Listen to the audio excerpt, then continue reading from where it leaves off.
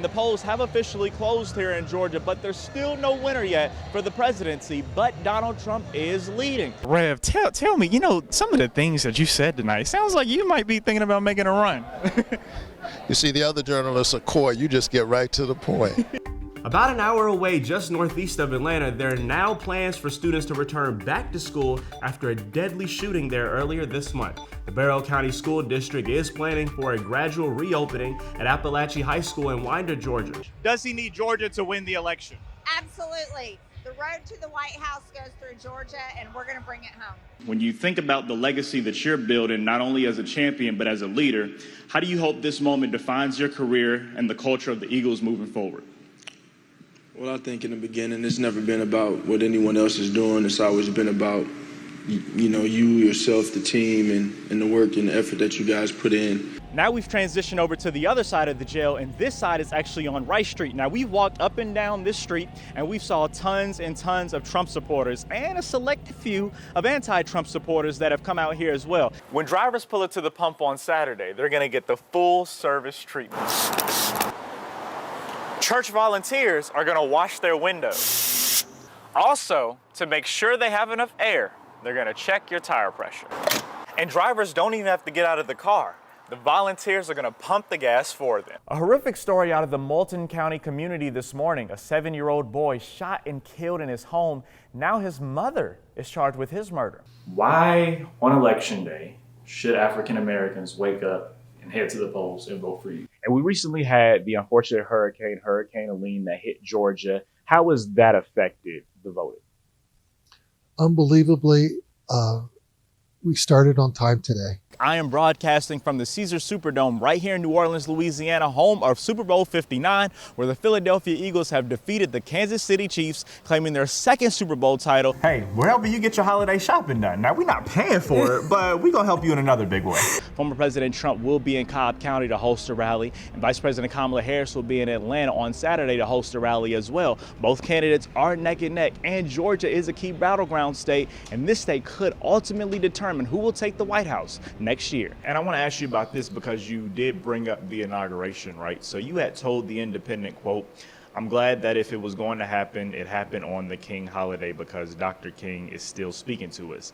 Can you tell us exactly what he's saying in this moment in time? He is the one that welcomes you to Atlanta, where the players play. It is the one and only Ludacris. Well, it covers our vehicles and it also makes us sneeze. We're talking about pollen.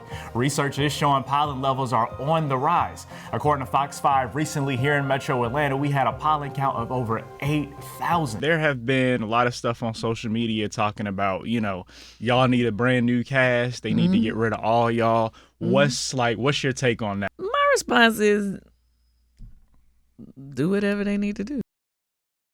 The 45th president is facing 13 counts, including violating Georgia's RICO Act. Donald Trump will become the first United States president in American history that will be booked, fingerprinted, and also have his mugshot taken. Outside of the Fulton County Jail, there is a lot of support for the former president.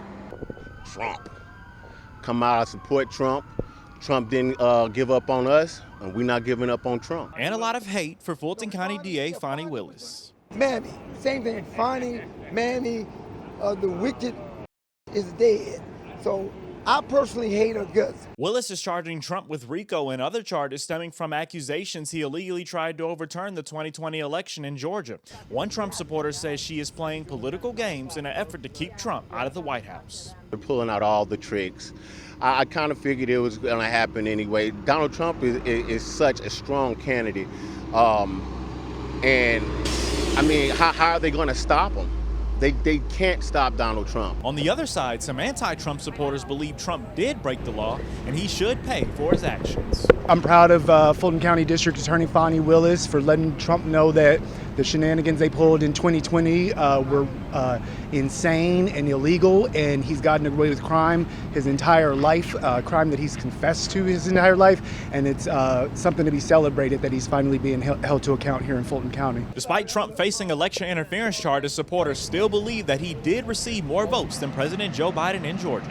We know that Trump won, and we know that Biden cheated. Now, once Trump does arrive here in Atlanta, he will make his way down to the jail and surrender. This will mark the 4th time this year the former president has turned himself in to local or federal officials after criminal charges were brought against him. Here at the Fulton County Jail, I'm Tyrik Wynn for the Black Information Network. $49, $50, $51, and the numbers keep climbing. I'm a disabled vet, so I'm on limited income just like an elderly person would be. I don't work, I can't work, so it's affected greatly. Even at a relatively low $3.99 a gallon, Makia Davis really feels the pain at the pump, dumping dollars into her Hyundai Sonata because she drives 100 miles every other day.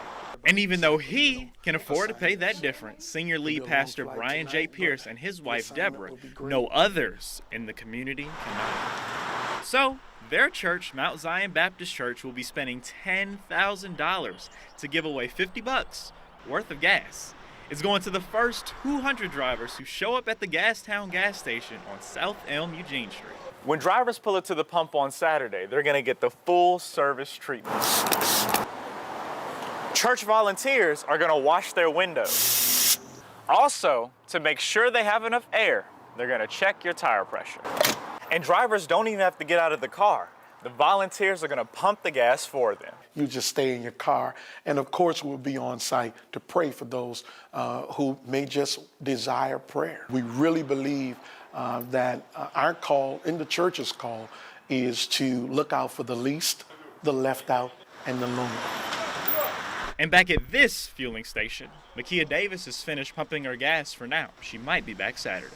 And she's thankful for the generosity of the church and the gift of gas that is heaven sent. I think it's good, especially for people that are in need. In Greensboro, Tyrik Wynn, NABJ News.